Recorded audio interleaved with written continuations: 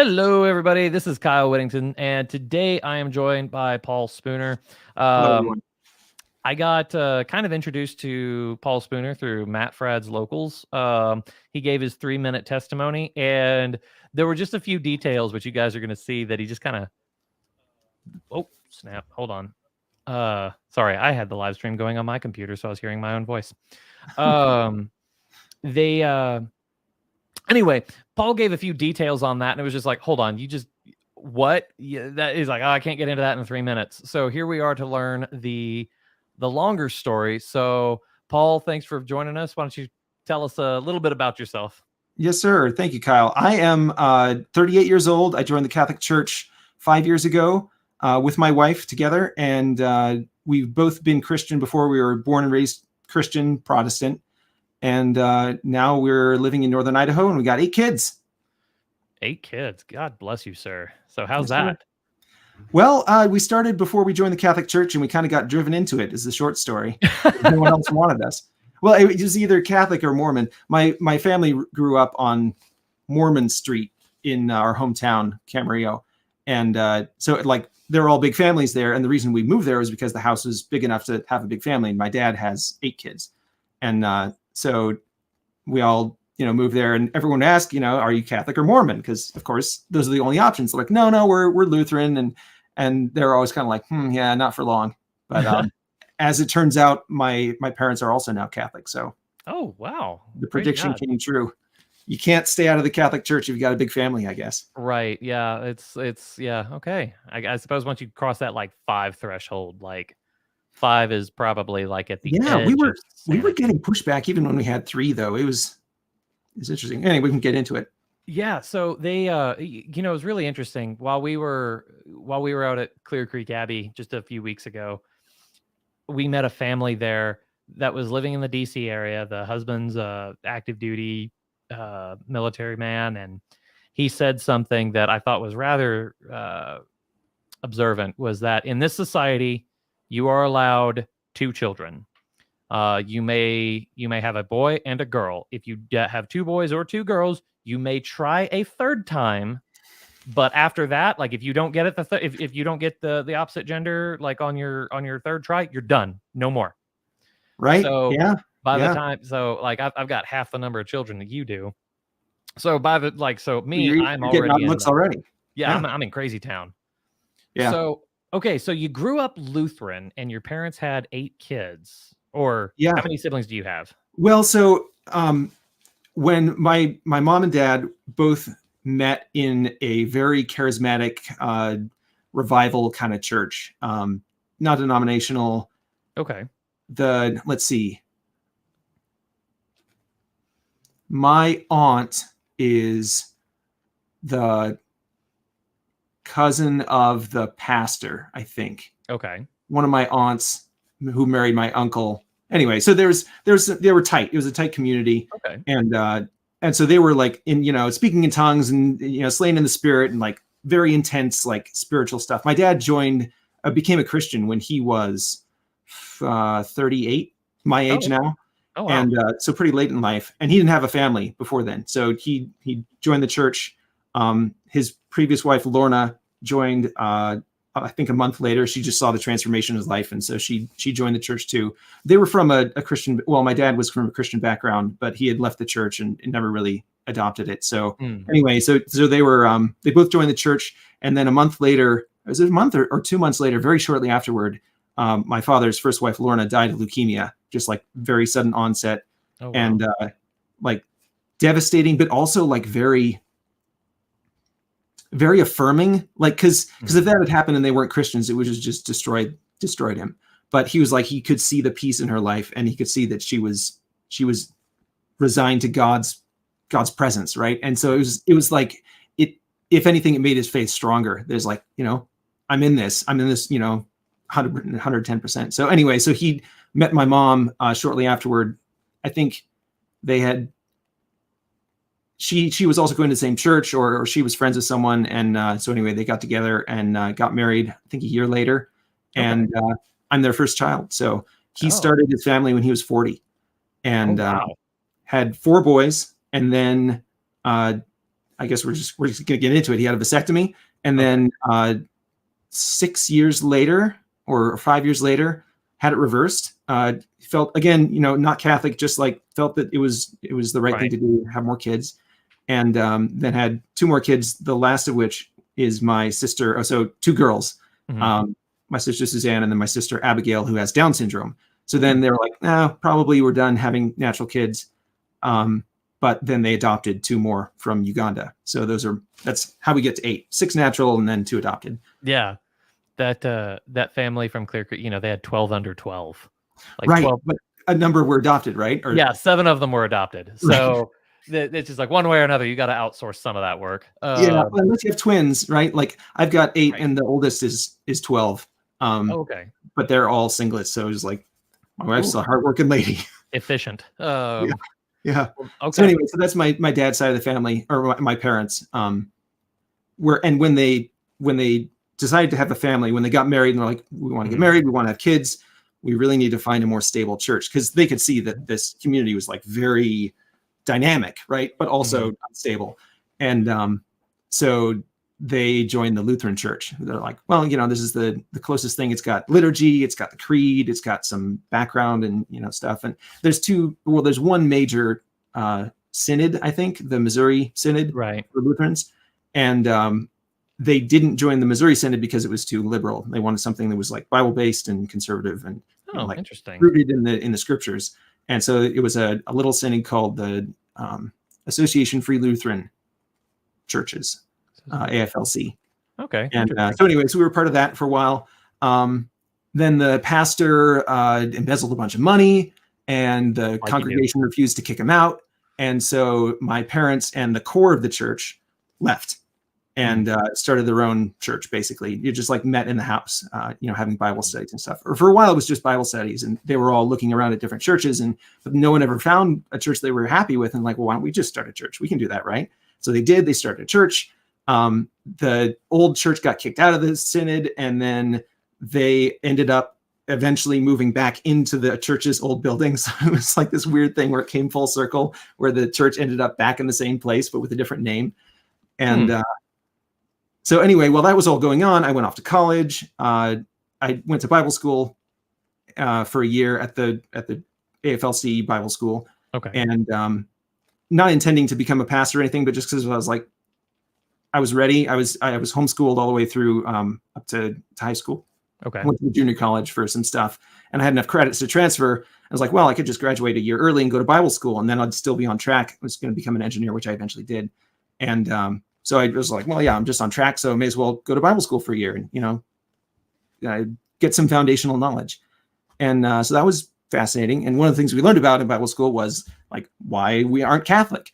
And but it was interesting because one of the ladies who was there, and it was a very small school, it was like 100 and maybe 200 people total, like 120 women and 80 men or something like that. Okay. So 200, yeah. So it was a very small group. And so everybody knew everybody. And one of the young ladies was actually a Catholic, and she was going to the Bible school. I don't know why, but practicing Catholic, go to mass every Sunday, and really sweet lady, and ended up actually marrying one of the guys from Bible school. But so it was an interesting situation where it was like, yeah, we're Lutheran intentionally, and here's why, and all the 93 or the 96 theses, and all that stuff, and doctrine classes, and like why we don't believe in the Pope and things. But it never really stuck with me. I was like, I don't know if I believe all that reasoning, right? Like this is fine, but I'm very disagreeable by nature. Like I'm just I'm like, I don't believe you just on principle. And but on top of that, it was like, convince me. And the arguments, I didn't find them particularly convincing. So and my upbringing, we were never like, oh, Catholics are evil. It was just like, well, they're not who we're a part of right now. It was like another sect, basically. It's like, well, you've got your Baptists and your Catholics and your Lutherans and whatever, right? And it's just like another group of people. So anyway, so I didn't have a particular animus toward the Catholic Church. Mm-hmm. Okay.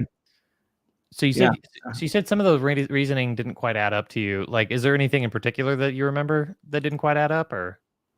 Well, one of the things was that when they were being honest, they couldn't really escape from the notion that Luther himself never left the Catholic Church. Like he never wanted to create his own religion. Oh, I didn't know And that.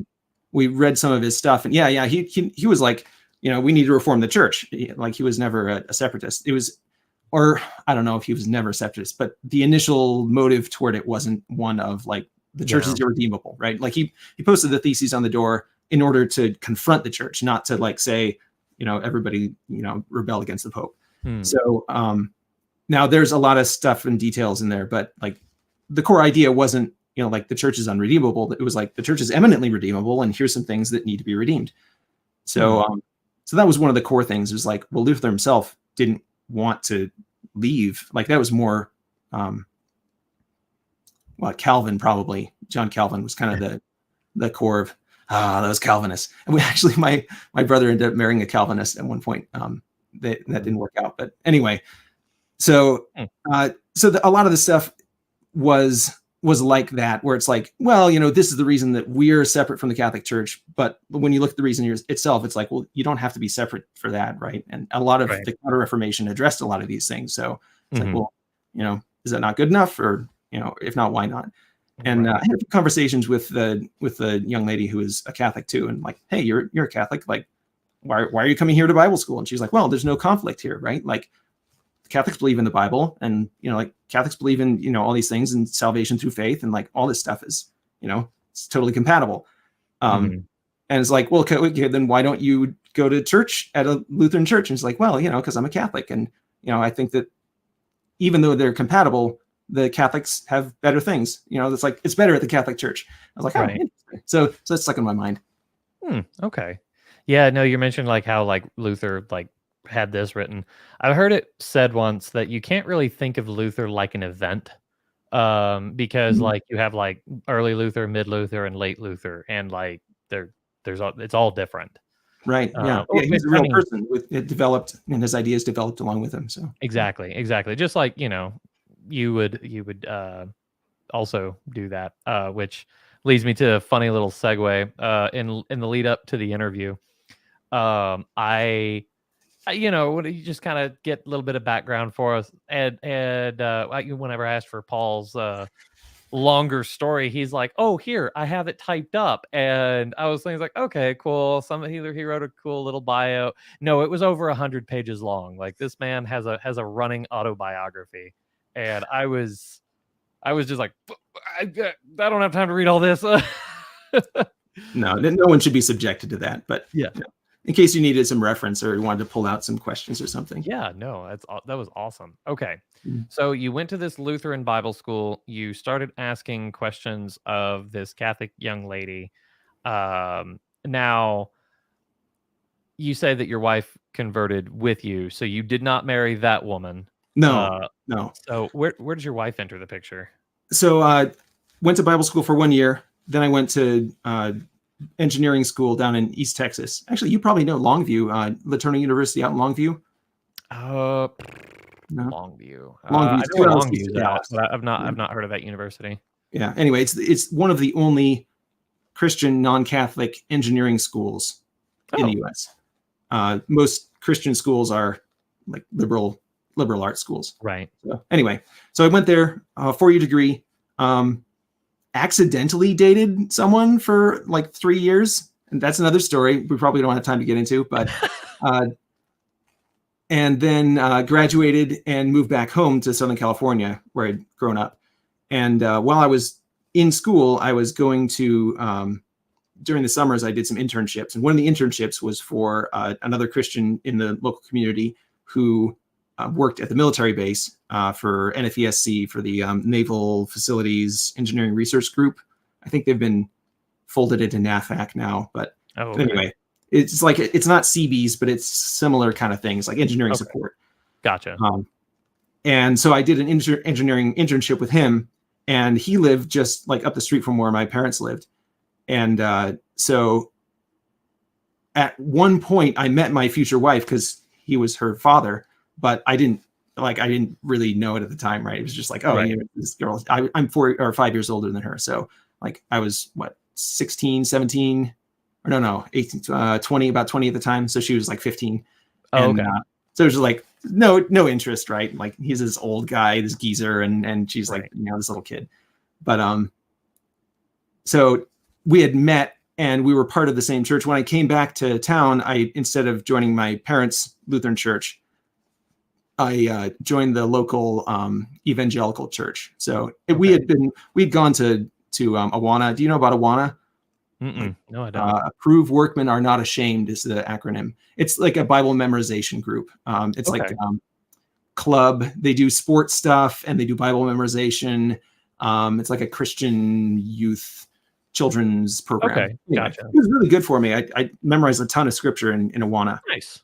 And became really familiar with not only with Bible memorization. Well, so back to the beginning of my story. When I was 1 year old, I was already speaking in complete sentences. So I was very like verbal, very early development in that way. And you can see it turned into my autobiography, right? I just can't stop. The words keep going. So, but when I was 2, my dad had me memorize some scripture, and like I just kept going. And so I memorized the whole gospel story of Luke, not the gospel, the nativity story of Luke, like from Luke chapter 2, that whole thing.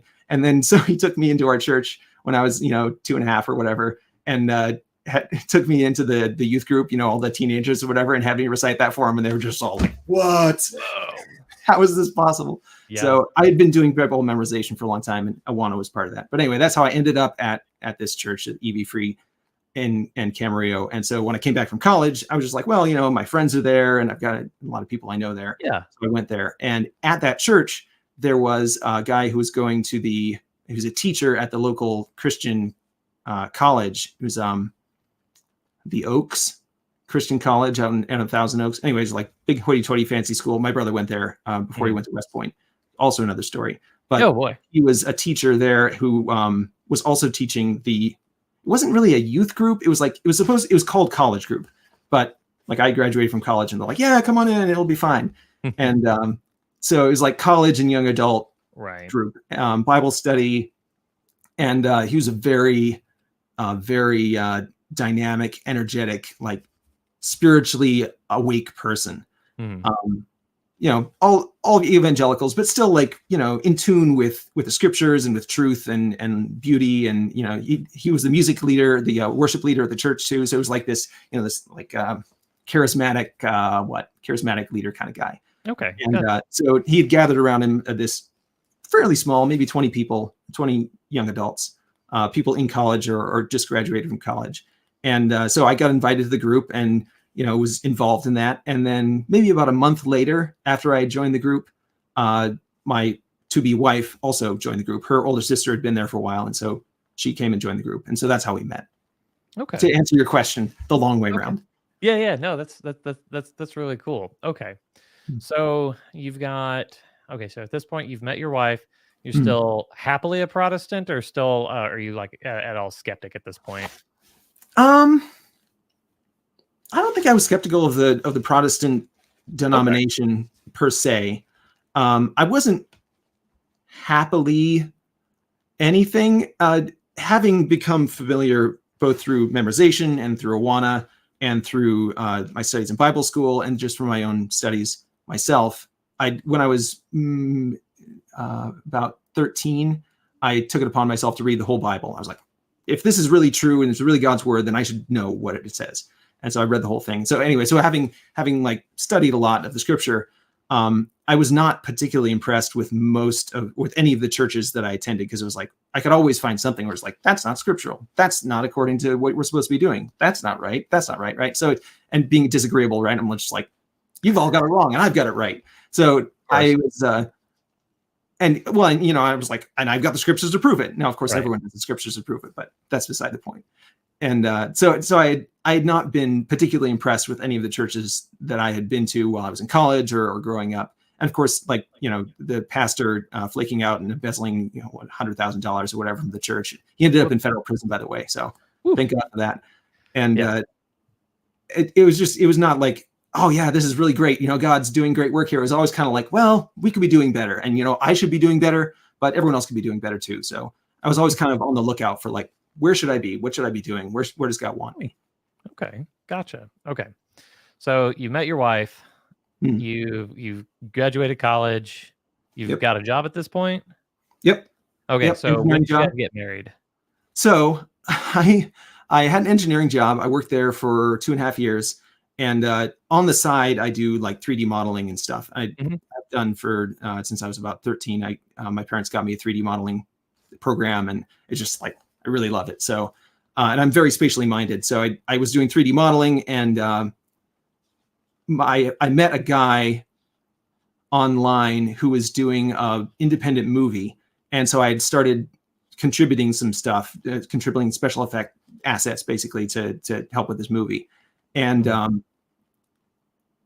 Around that time, they were just going into like full post production where they were like doing a lot of the CG stuff.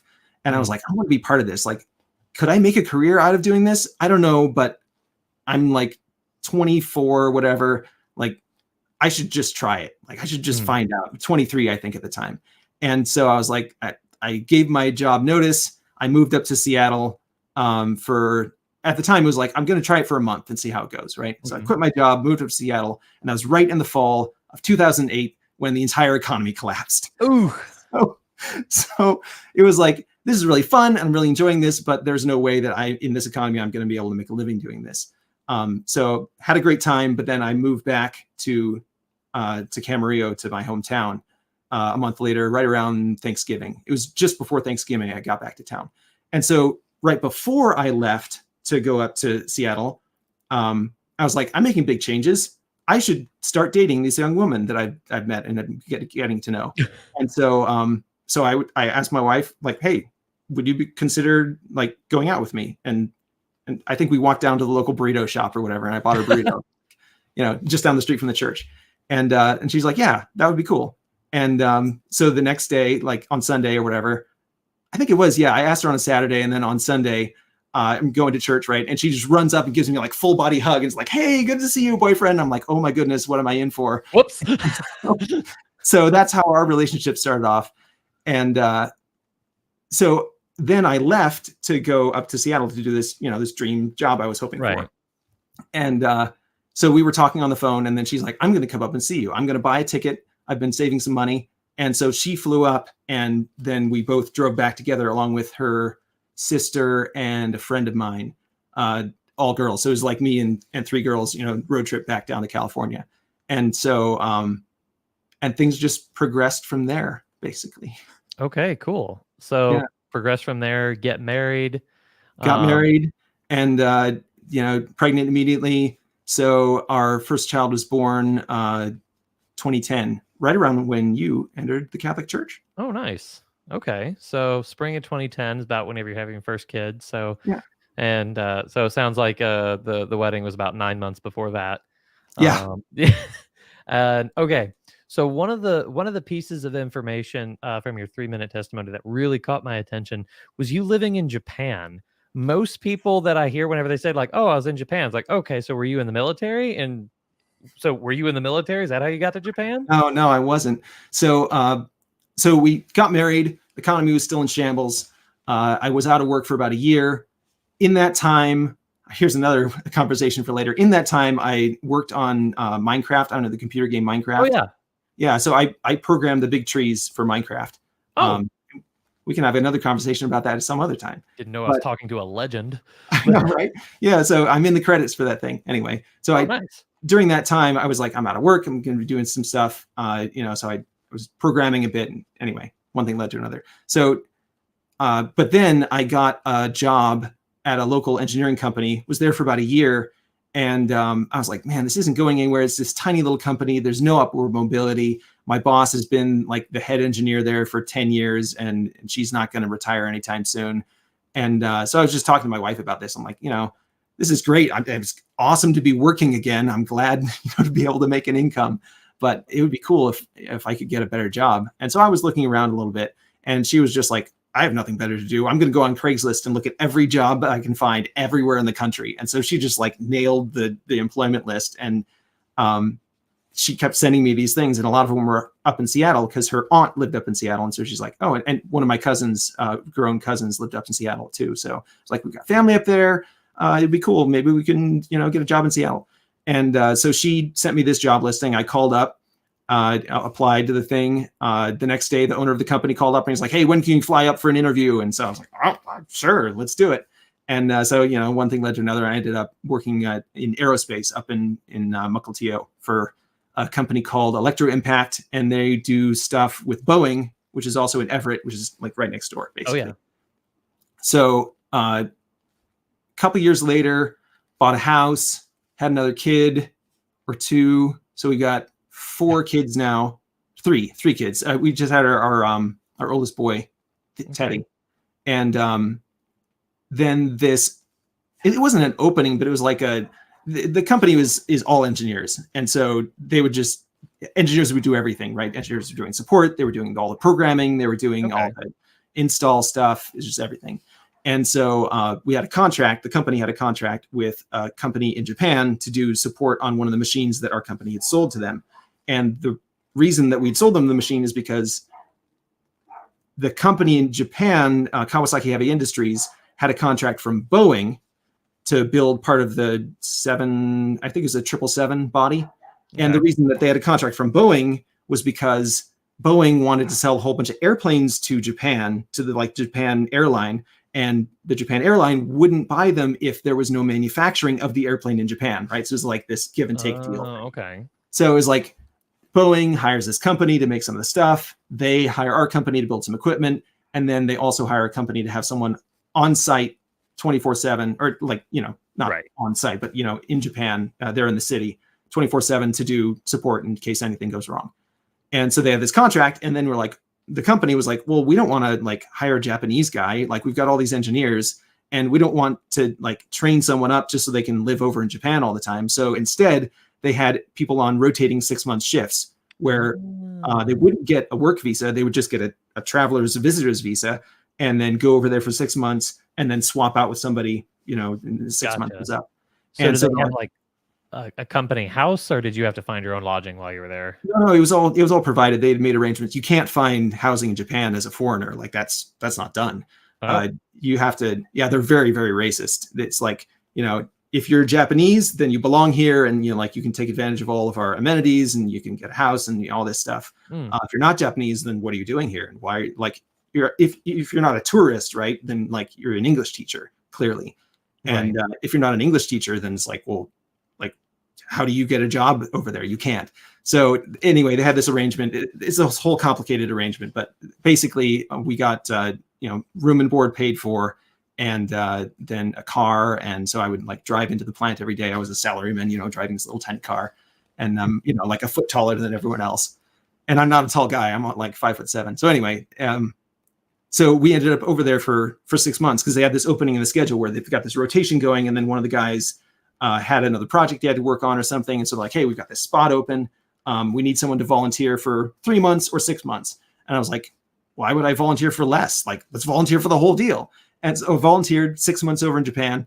And then right before, well, not right before, but about a month before we were going to head over there, we found out that my wife was pregnant and due while we were still in Japan.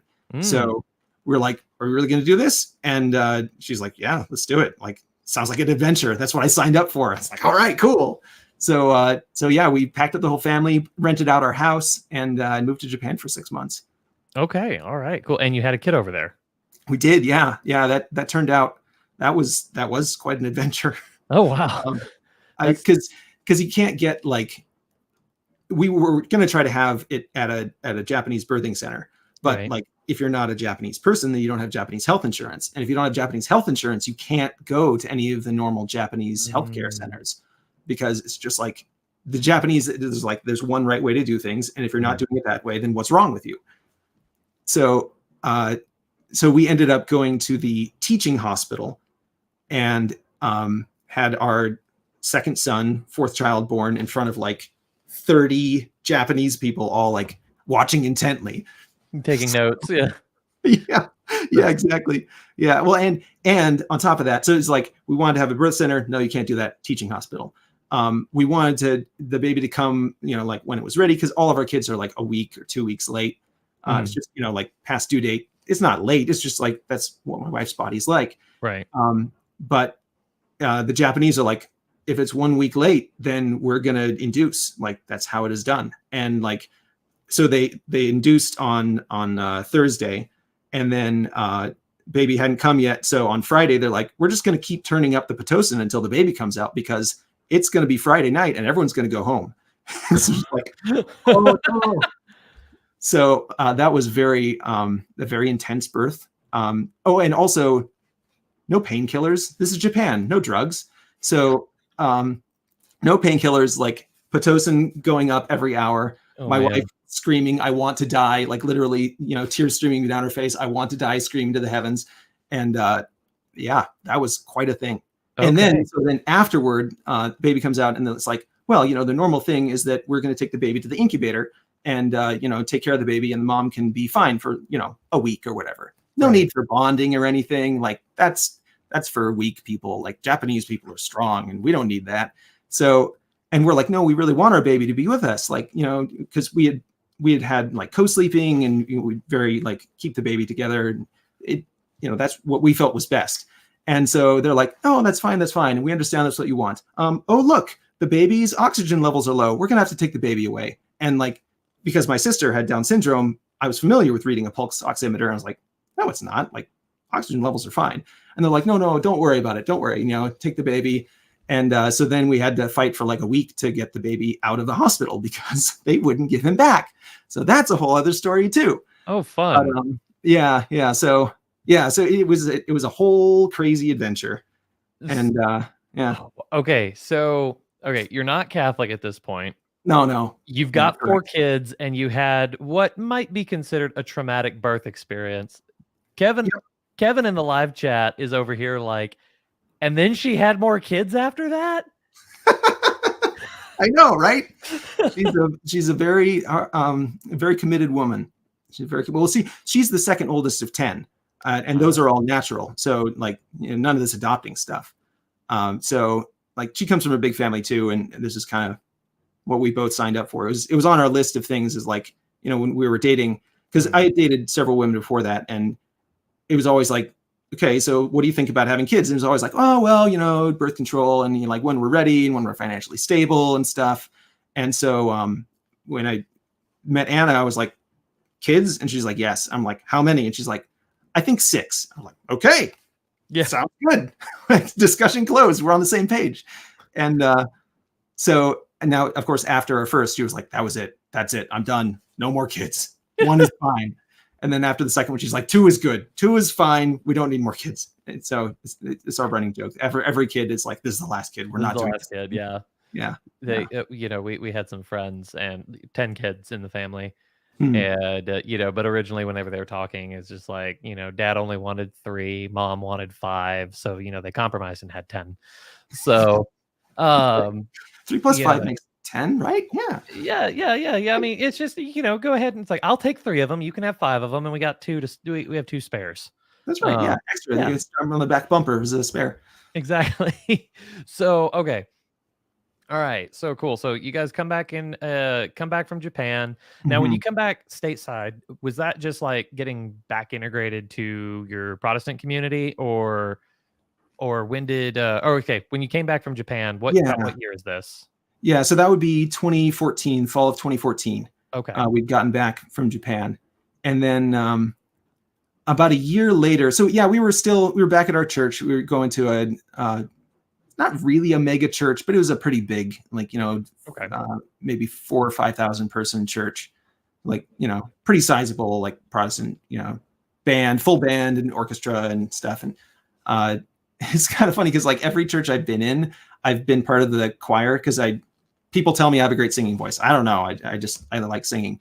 But every church I've been in, I've been part of the choir, and then I've subsequently either had a falling out with the choir director, or like, left of my own accord because I got fed up with it or something. So it's like every single time. So anyway, so by that time I had fallen out of the choir again. And so we were involved, but we were running into this thing. Now we had 4 kids, and right, how it is. People are like, hey, this is too much. This is out of the question. How is it possible that you have all these kids? What is wrong with you? Right. And of course they're all very polite about it, but like, if you can read people at all, you can tell that that's what they're thinking. And, we wouldn't get invited over to parties, and there would be, things that that we weren't part of, and the healthcare, or not the healthcare, the childcare workers, at the church, started to be like, well, maybe you could take like one of your kids or two of your kids in with you to service. Like that wouldn't be a problem, would it? Right. That kind of thing. And so it was just this thing of like this pressure, this constant like atmosphere of like, you're not really with the program here, with the, with like what we're trying to do. And it was weird because like I know the scriptures. I knew that scriptures said like children are a blessing, and it's great to be part of this thing, like this whole lineage, and like you should be happy about this, right? Like this is something you're supposed to be enthusiastic about. Right. And yeah, it's hard, and yeah, it's costly, and yeah, it's not popular in the culture. But like, when were we supposed to be part of the culture? What about being in the world but not of it? So all this stuff, it wasn't adding up for me. I was like, I don't really know if we can be part of a community that isn't on the same page with these very fundamental things.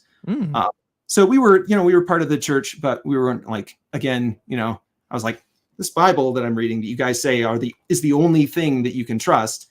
It doesn't add up with the way that you're acting. So, okay. So about a year later, after we came back from Japan, moved back to our hometown in Camarillo, left my job there, and started working a job, down in Southern California. And when we moved back to California was when I started going to, or my whole family started going to my mom's church. And my mom had become a Catholic about 5 years before. Oh, so your mom had become Catholic. Yes. So you started going to church with her, as you said, or? Yeah. We started going to her church. It was also a pretty large church. So they had like 3 masses, I think, on Sunday. Okay. And so we wouldn't always be at the same mass as her, but yeah, we were going to her church. Okay. So I just off camera, we kind of mentioned it a little bit, and Kevin's mentioning it in the live chat too. He's saying, I'm fairly certain that Paul became a de facto Catholic after kid number 4. And, when your parents have a lot of children too, it's just, that seemed to be like what was probably pushed your mom. Is that the case? Is like your mom wanted to go Catholic because she had so many kids, or? Well, so yeah, we'd always had that pressure. I wasn't really aware of it growing up, but I can see it kind of now in retrospect of like, everybody's got 2 kids or maybe 3 kids. Like you were saying, did you say on the stream about, you can have 2 kids and then a third if you don't have 2 of the same gender, right? Right. Exactly. Yeah. But after that third shot, you're done. Right. Yeah. That's like, why would you have any more? It's irresponsible, right? It's irresponsible. And it's like, really? Irresponsible? Like, to who? Who am I responsible to? Am I not responsible to God? Is not God the one who's giving us these children? Right. So we don't have a disagreement on that. But there was always this weird thing of like, there's this pressure, and my parents felt it a bit, but my dad was like one of the leaders in this church. He'd helped found it, and so like it never really pushed on us. But my wife's parents were always just parishioners, and them having 10 kids was kind of alienating for them. And so my wife always felt hurt that her family was looked down on just because they had a lot of kids. And she's like, this isn't right. This isn't correct. And so when we started going to the Catholic church that my mom was a part of, we were just like it was a complete reversal of that entire atmosphere. It was like people were coming up to us after service and being like, hey, I heard your kid crying in church. Don't worry about it. We're so happy that you've got a lot of kids. It's so great to see young people having a big family, and don't put them in the nursery, bring them to church. We love hearing them cry. And I'm just like, wow, thank you so much. And it wasn't like, one lady being nice, like at the door greeter or something. It was like consistently Sunday after Sunday, mass after mass, people being like, this is great, encouraging us actively that we were having a big family. And they're like, keep going. My mom had 9 kids, or keep going. I know some lady who had 25 kids and she was a farm lady, and, she just kept popping them out. I was like, wow, okay. So it wasn't like, wow, you're just this weird outsider. You've got all these kids, and like, is this your identity somehow that you've got a big family? Like, what's wrong with you? It was like, yeah, this is awesome. You're part of a community and part of a tradition that values this. And, and like, are you not part of the church already? You should be.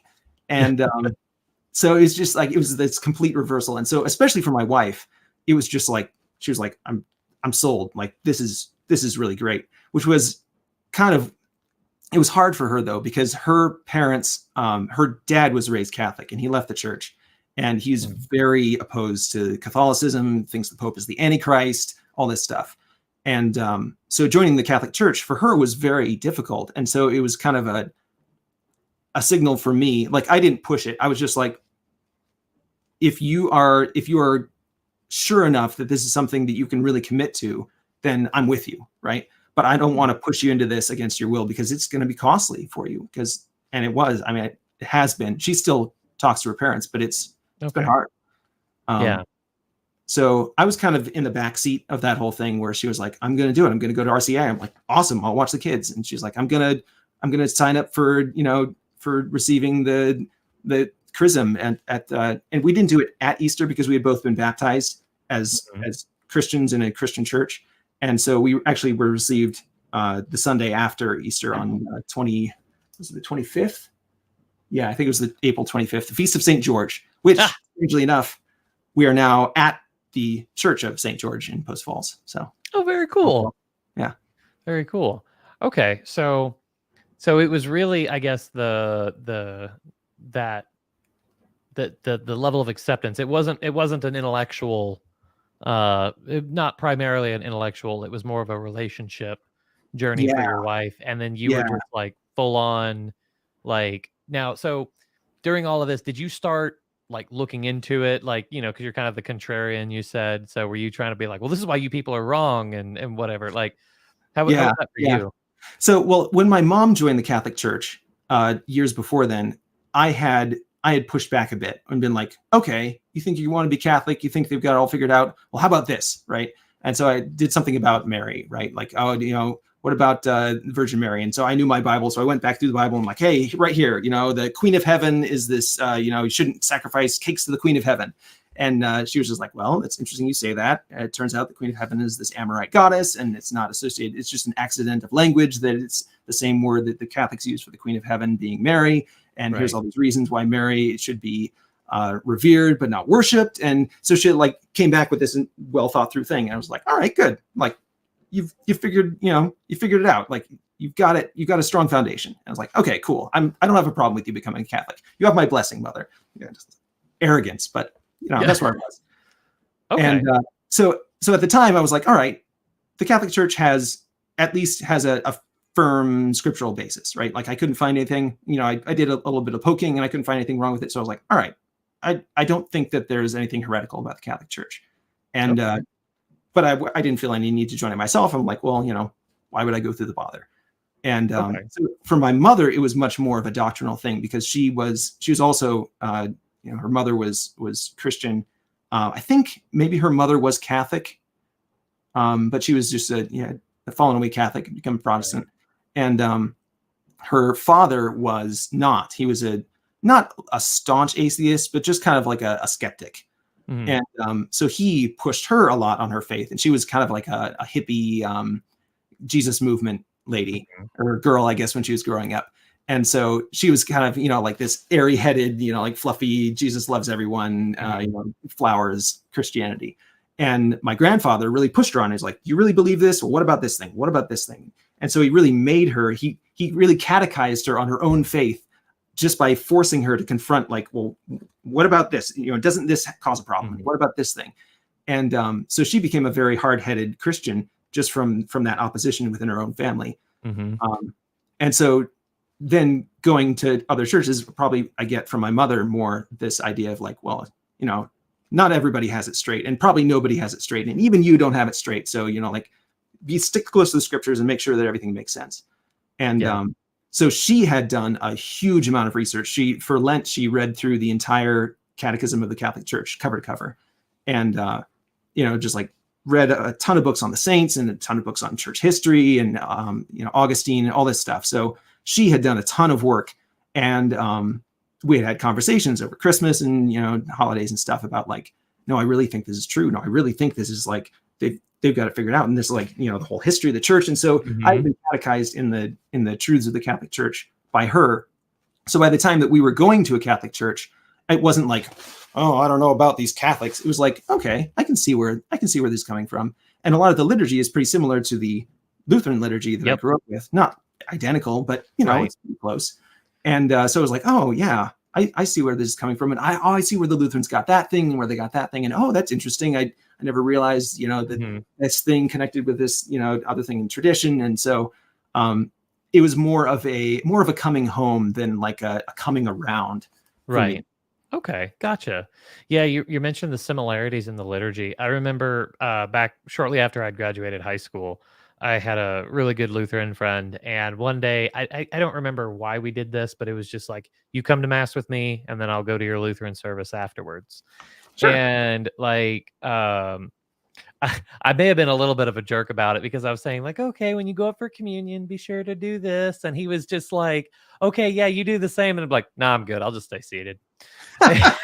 And sacraments don't mean anything. Yeah, it's just like I don't need a blessing from your fake priest, which was maybe a little bit of a jerk move to do. But but what really struck me was that the readings were the same. Right. And I found out recently because I was like, oh wow, over 500 years, neither church has missed a beat. And then I found out that like, no, actually, when the Novus Ordo ABC cycle was implemented, like a lot of the Lutherans said, hey, that's pretty cool. Can we adopt that? I mean, I assume that they removed the deuterocanonical scriptures out of it, but like, hey, Probably, it was like the gospel reading was the exact same, and I thought that I thought that was kind of neat. Okay, so for you, by the time you were convinced, it's like, okay, this is at least not bad. It was like that nihil obstat, there's nothing offensive here. But it took your wife going, I think we ought to do this. Then that's when it was just like, okay, well, let's make it Facebook official, as it were. Yeah. Well, it really was a lovely organic thing. Like, I never pressured her to be like, if we're going to this church, we really should become Catholic. And she never pressured me like, are you going to join the church with me? If I join the church, will you do it? I'm not going to do it if you don't do it. Right. It was always just like, this is the direction we're moving in, and let's just keep moving in this direction. And she was like, I'm going to join the church. Like, I'm going to become a Catholic. And before we had become Catholic ourselves, we had all our kids baptized in the Catholic Church. Oh. Because we hadn't ever had them officially baptized anywhere. It was just like, when they got home from the hospital or whatever, I would dunk them in the bathtub and be like, I baptize you in the name of the Father and Son and the Holy Spirit. But it was never like, never had a certificate or anything that we could show to the people. Gotcha. And so when we're like, oh, you want to be part of the Sunday school there or whatever, and they're like, okay, well, where's their baptismal certificate? And we're like, oh, we don't have one. I'm like, okay, well, we can fix that. It's like, all right, cool. And so all our kids had been baptized. So our kids were Catholic before we were. Oh, wow. That's interesting. I didn't know that they would allow to do that. Who stood in for the parents? Yeah, well, so it's a little weird because the church that we were going to is pretty liberal. Okay. It's Southern California church, and it's right next to a seminary, and the seminary, like the deacon of the seminary, whatever, was this pretty liberal guy for a number of years. And so the whole atmosphere was this pretty like loosey goosey. Yeah, anything goes, it's fine. And so they had a ton of supplicants that come there, for baptisms and entrance into the church and stuff, because their standards were pretty low. So for instance, I didn't go to any RCIA classes. I think I went to maybe one, but they're like, you know all the scriptures and you're part of the choir already, and you're an upstanding guy. And so I met with a priest a couple times. He's like, yeah, we'd love to have you join the church. And I'm like, I'd love to be in the church. And they're like, great, yay, flowers and rainbows. So when we did the baptism, I think my parents were the stood in for like the parents or godparents. Yeah, they were the godparents, and then I think we were just because by that time we had expressed our intention of joining the church, and so they're just like, you're close enough. You can be. Are you going to swear to raise them in the Catholic faith? We know that you're going to become Catholic eventually, so it'll be good enough. Gotcha. So that's how that was. January, I think, or February. Yeah, it was right after Cody was born, I think. So February or so they were baptized, and then a couple months later we joined the church. Okay. But, yeah, it was like my wife was like, I'm going to become a Catholic, and I was like, I support you 100%. And she's like, do you want to become a Catholic too? And I'm like, what do I have to do? And so yeah, that's nice. how we did it. We kind of just slid into it, and like, this is a very natural thing. So yeah. That's so cool. Yeah, I can imagine just going the difference between like, ooh, like 8 kids. It's like you have like 5 to 6 extra children. You're gonna have to pare this down a little bit, as Right. opposed to like, so I go to like a Latin mass parish. So like Which one?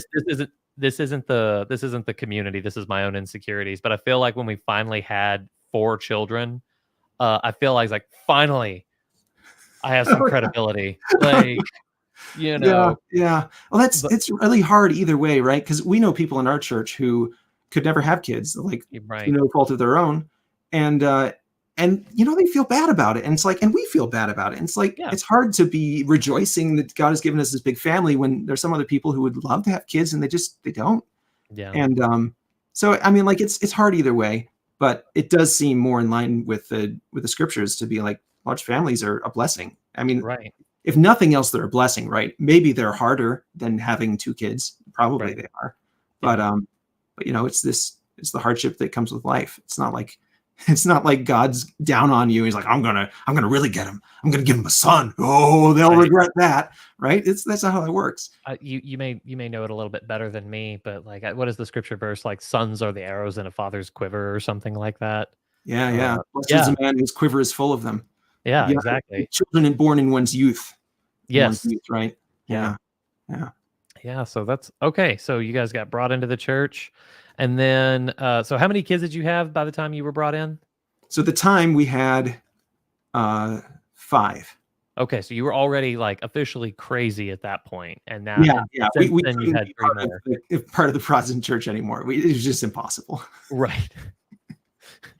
We don't like your kind around here. Yeah, it's very strange. And Yeah. like everyone I've talked to about this has been like, oh, this is so weird that the Protestants are like that, except for our Protestants who are like, yeah, it is pretty weird that you got all those kids. So it's just this strange cultural disconnect where like no one on either side really understands what the other's like having not been in that environment. So this might sound like a bit of an offensive question or whatever. So why not Mormon? Right. Yeah. Why not Mormon? So in Bible school, I had studied, like other faiths too. And one of the things we talked about was like, well, okay, well, why aren't we Mormon? Why aren't we Jehovah's Witness? And what about, all these different sects and stuff? And we had gone over like, what are their doctrines and do they agree with the scriptures? Do they have the same scriptures as we do and all that stuff? And Mormons turns out to have actually a different Bible. They don't even use the Catholic Bible. They've got it heavily edited. I don't know about heavily, but very precisely edited version of the scriptures.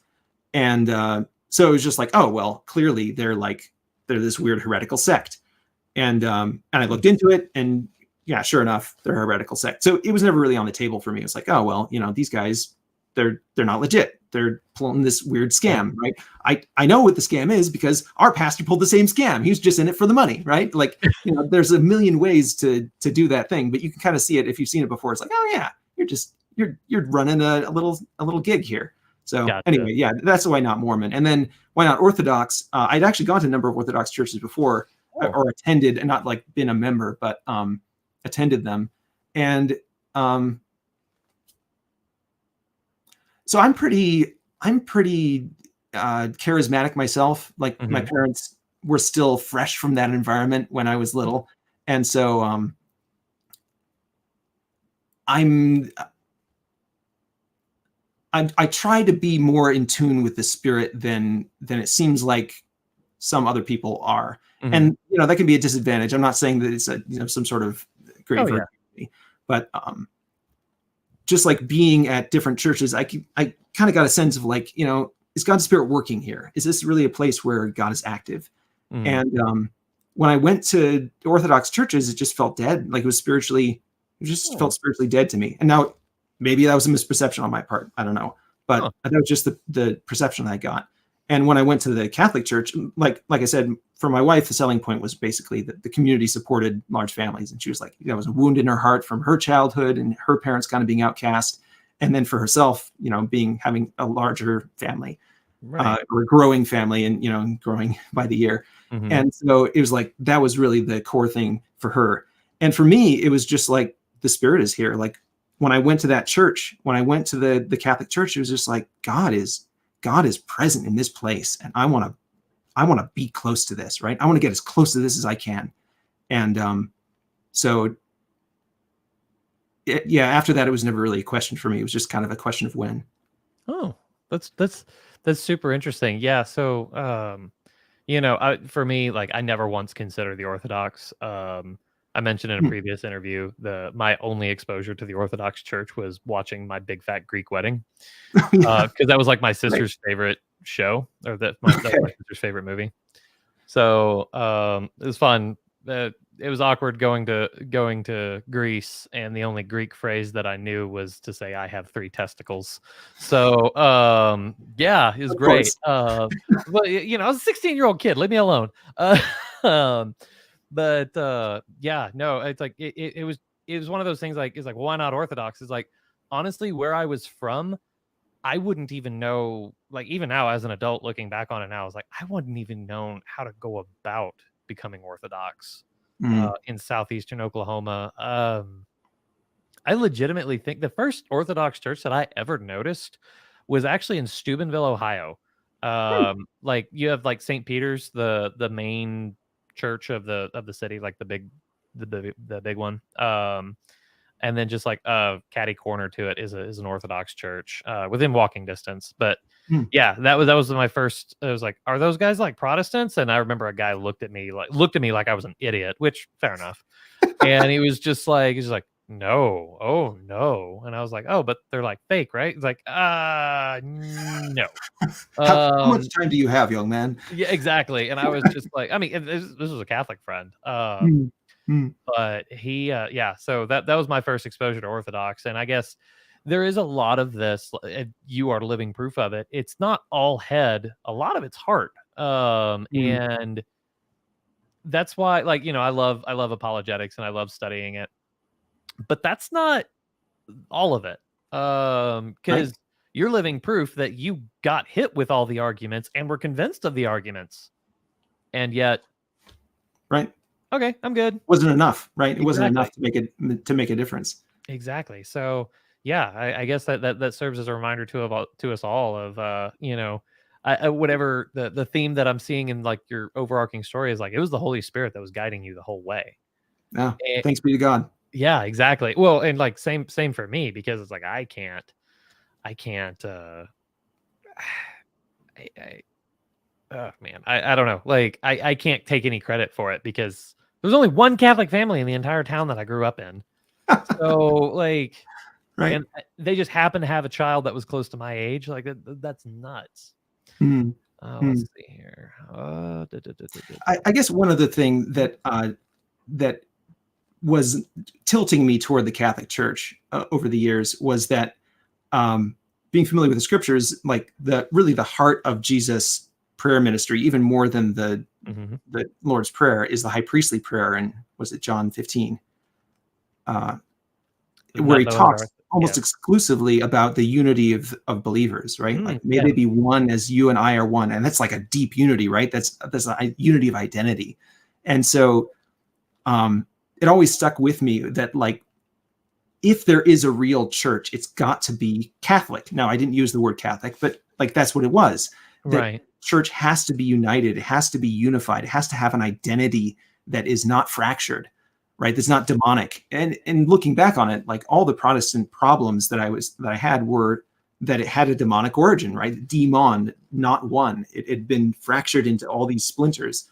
And so, like, the unity of the church was really important to me. And that's one of the things that also tilted me away from the Orthodoxy, even though, well, not Orthodoxy per se, but the Orthodox Church, that it wasn't a Catholic church, right? That there's this division that happened. And for whatever reason, for the reason of the Holy Spirit guiding the church, that it didn't stay on the path, right? And so it may have split a long time ago, and it may not have split very far. And Lord willing, they'll be joining us again soon. But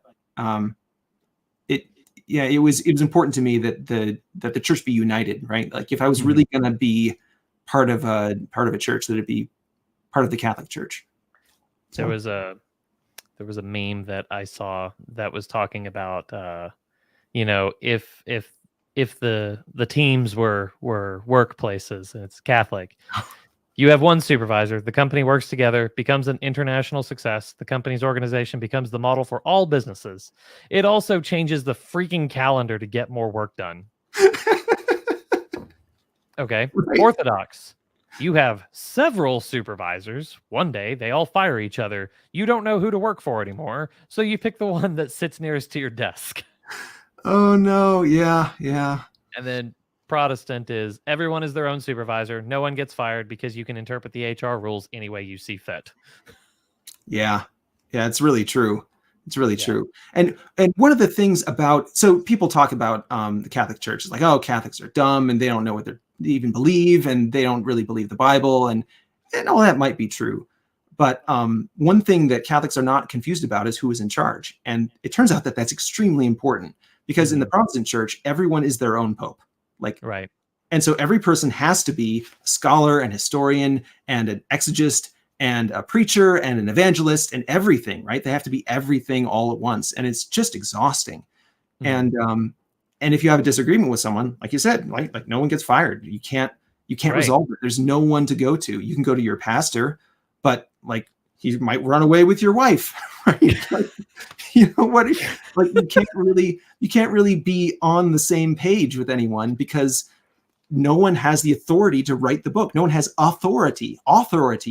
So yeah, it's very strange coming out of the Catholic, or coming out of the Protestant world and into the Catholic world, where everyone's just like, yeah, we agree with these things, and maybe some of us aren't living by it. We go to confession. So what, right? Yeah. Like, who are you to say that I'm a worse person because I'm not living perfectly? Are you? No, of course you're not. Like, we're on this journey together. So I Pines with Aquinas had a live stream earlier today with Michael Lofton, and he gave probably one of the funniest analogies that I've ever heard about having a pope. Is that like he's a lot like a shotgun, in that like you and I are out in the woods, and you live in northern Idaho, so this is probably not terribly unfamiliar to you. And I assume there's grizzly bears where you live. So, you know, Hallie just was a beat analogy. I think it was a typo. But so anyway, you and I are walking in the woods. I've got a shotgun. You don't. And a bear comes at me. Well, I have the option to shoot that bear in the face, or I can set the shotgun down and I can pull out a knife and fight it hand to hand, whatever. You, on the other hand, you got nothing. Like, that bear's just gonna tear you to pieces. And I got a pretty hearty chuckle out of that one, because it was just like it's like I could shoot that bear in the face if I chose to. And that's what the Pope is like, you know, you do have a place where the buck can stop, you know. Right. And one of my favorite Latin phrases is, you know, Roma locuta causa finita, which is Rome has spoken, the issue is settled, or the cause is finished. But like finita. Right. Yeah. So it's you know, so it's like, hey, we're done. The conversation's over. And I guess he loves that bear analogy. I'm not terribly familiar with his work. He and this says more about me than it says about Michael Lofton, but he talks way too slow for me. Oh yeah. Well, but so okay. Do what? We can't all be Ben Shapiro. Oh yes. Oh, praise God for that. But the okay, so now what do you got? What are you doing? So you and I met on Matt Frad's Locals, and you mentioned before that you're not part of the whatchamacallit, like the Catholic YouTube scene. So yeah. So how did you end up on that on Matt Frad's Locals? I think it was around the time that the Roe versus Wade ruling came out, and he had posted a number of short videos, and so I went on his Locals to look at them, and then started browsing around, and just kind of got connected with the community that way. Okay, all right, cool. Yeah, I see zero watchers right now. But I don't know if anybody's going to make it this far into the interview, but like I'll shamelessly plug that community. That community is just a lot of fun to be in. It's I really, really enjoy just the other people in there. Like, you know, Matt Fradd will come in and he'll do his live streams in the morning and for the most part, but like he's not like in the comments. It's you know, I'm also part of Brian Holdsworth's Oh reinforcements. yeah, yeah, And like pretty much if you post something on there, like Brian Holdsworth is going to interact with it. right. But Yeah, I don't know where he gets his energy, but that guy is like full of energy all the I time. It's I incredible. do it must be Canadian superpower or I don't know. Yes. It just that guy's something else because he's got 7 kids. Yeah. Um, Yeah, he's on fire. yeah, yeah. So like, I'd like to have him on the show sometime, but I have no idea how to approach that. Like, and maybe somebody could like drop this down in the comments of like how to do this because it's just like I feel like a rinky dink channel and it's just like I don't know. I feel kind of awkward asking like these bigger creators like, hey, could I have you on my show? You might get like 30,000 of these requests a day. I don't know. Right. Yeah. But yeah, so I was like, I have no idea how to navigate that. But yeah, I see 0 in the live chat, but just in the case in the event that that is inaccurate, is there anybody here that has any questions before we sign off? While you're waiting, I was part of a podcast with a B-list internet guy for a while, and the way I approached him was I just became part of the community first, and like, you know, asserted myself as a member of the community, participated in things for a while, and kind of got to know the people there and got to know the flavor of it all and stuff. And then several years later, actually approached him and like, hey, you want to, you know, collaborate on some stuff. Okay. So, I mean, that's what I did. It worked in one case, but you know, you might try it. Yeah, no, I've definitely noticed that the personal relationship aspect of it is going to make somebody a little bit more likely to say yes. Oh yeah. If you've got some time, I'd like to hear the Minecraft story. Like, so you designed the big trees in Minecraft? Yeah. So it was it was after I had moved up and back after I got married around the same time as when I got married. Minecraft was just coming out in development, and it had he'd posted a thing. Anyway, I got into the game and started playing, and was really enjoying it. But I couldn't build any tree forts in the game because the trees were all too small. And so I was like, I'm going to fix this. I'm going to make big trees. And so I did. That's basically the short story is I did. I made some big trees, and then I reached out to him in a similar way, right? Got on the forums and like became part of the community and talked to some people. And then a number of people were like, hey, you should reach out to Notch and like see if he wants to add this to the game. I was like, all right, I guess I will. And sent him an email, and he responded. And yeah, one thing led to another, and code's in there. The code's in Minecraft. So nice. So I mean, I would assume that they're not going to let anybody look at the source code now, but or it like is it still in there for the most part, or? It is, yeah. So people are modding the game all the time, and Okay. and when they mod the game, they reverse compile the source code, Oh, and okay. it's all just like gobbledygook, you know, placeholder characters and stuff. But you can kind of figure out what the code does. But then at one point, I think Jeb, which is another one of the developers, posted the code that I had written to Reddit and said, "Hey, here's the source code. We've lost track of who wrote this thing. If anyone knows how to change it, we're like trying to update it so that it does this different thing." They needed to make changes to it, and they couldn't figure out how to do it. And I was like, well, it's obvious how to do it, right? Because you just do this and this and this, because I wrote it and I know how it all works. And so I went on there and I was like, hey, you know, this is how it works. And it turns out that, yeah, so it is still there. And now it's actually publicly available. You can see that code in the Java. And if you're interested, you can see all of the Python code, because that's just what I wrote in first. So Minecraft's written in Java. Right. And I wrote all of my initial code in Python that modifies the map. It's not actually a mod. It just modifies the map file and like reads the map file, modifies it, writes it back to disk. And all of that stuff is on my website. If you go to mc.tryout.com, you can find all that. So, man, like I will definitely, like in the thumbnail or the title, I was like, the guy who created the trees in Minecraft. Like that's super cool. Yeah, that's my claim to fame.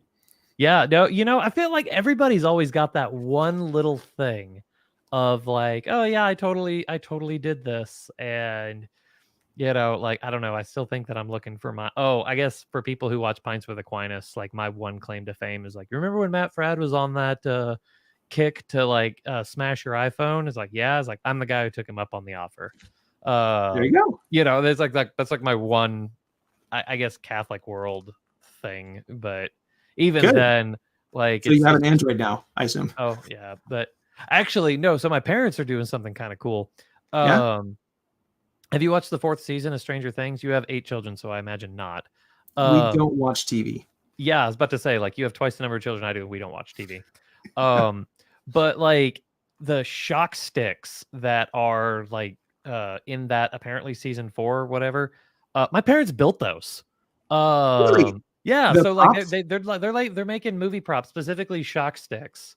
Oh So wow. yeah, so it's their channel is Scare Innovations, and there's a video with my sister demoing some shock sticks with my cousin's husband, you know, narrating it, which is hilarious. But yeah, no, it's really cool. Like, and now, so if you go to any haunted house in the basically the world now, and they've got a shock stick, 90% chance that my parents are the ones who built it. Nice. So That's so yeah, so I cool. guess that's my parents, like one tiny little, like, you know, had you not mentioned that, I never would have thought of that detail. But hey, that's kind of cool to know. Right? Right? So Yeah, that's cool. exactly.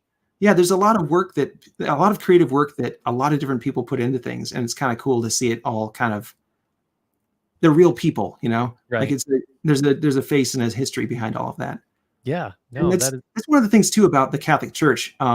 A few months ago, I got on a what hereditary? What is it called? Ancestry, I guess. okay. Yeah. Ancestry kick, where I was like, I want to figure out, who my ancestors were, and it turns out one of my aunts had done a bunch of research and had traced our lineage of one of our grandmothers back to this some noble in England, Mhm. and it turns out that noble is on Wikipedia. And so I wrote some computer code to like troll Wikipedia to find all of their ancestors. And it turns out there's like, I think 18 saints that are like I'm descended from through that one That's guy. so cool.